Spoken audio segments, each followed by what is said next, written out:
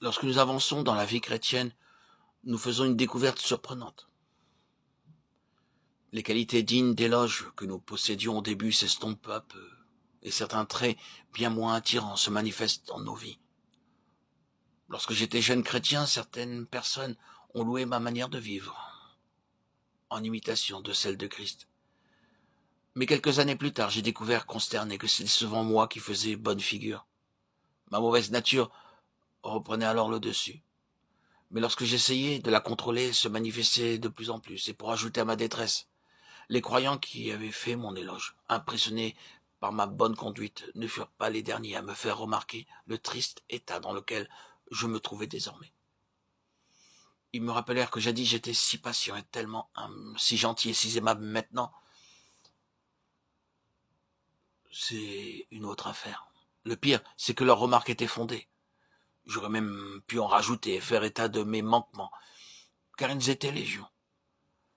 Mais comment tout cela avait-il pu se produire? Où était le problème?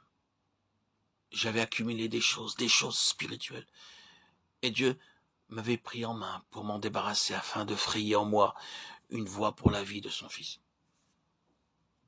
Frères et sœurs, l'intention de Dieu est bien de faire une œuvre de construction dans nos vies. Cependant, il doit premièrement faire une œuvre de démolition, car nous avons la tendance naturelle d'acquérir des choses, et les choses en tant que telles n'ont qu'une place dans son dessein à l'égard de son peuple. Pendant des années, nous avons essayé de nous défaire des mauvaises choses et de cultiver des choses spirituelles.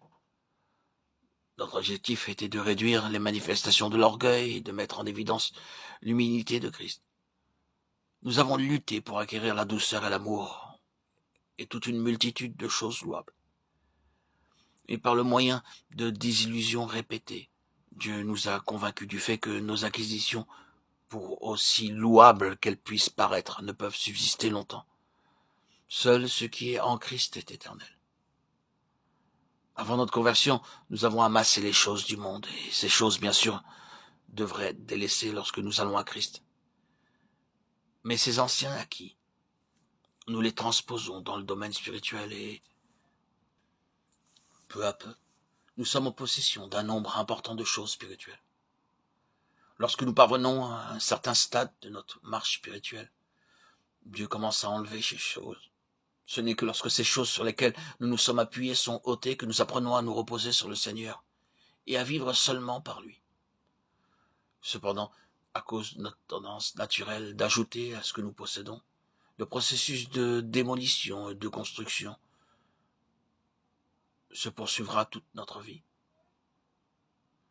Pardonnez-moi ma franchise, mais combien parmi nous sont encore encombrés par des choses, ces mêmes choses qui nous encombraient autrefois.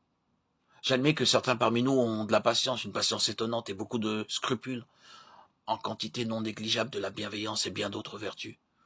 Où pourrions-nous bien trouver toutes ces précieuses choses?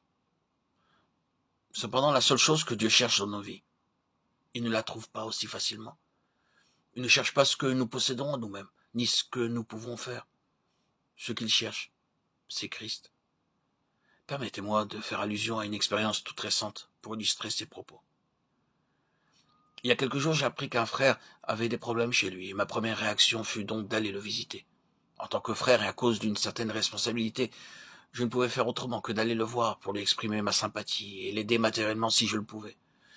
Je partis donc vers le lieu où il habitait, mais peu de temps après, je ressentis une étrange fatigue. Pourquoi étais-je donc aussi harassé? En y réfléchissant, il n'y avait aucune bonne raison pour cela. Cependant, progressivement, je compris que ma propre vie était sapée, parce que le Seigneur m'avait laissé avec mes propres ressources. C'est moi qui avais été à l'origine de cette noble pensée. C'est donc mes seules ressources qui avaient été sollicitées. En essayant d'être la sorte de frère décrite dans l'Écriture, Dieu m'avait retiré son support.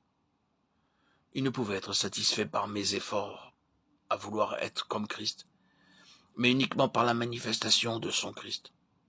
En fin de compte, notre seul besoin est de le connaître et de connaître le Fils de Dieu.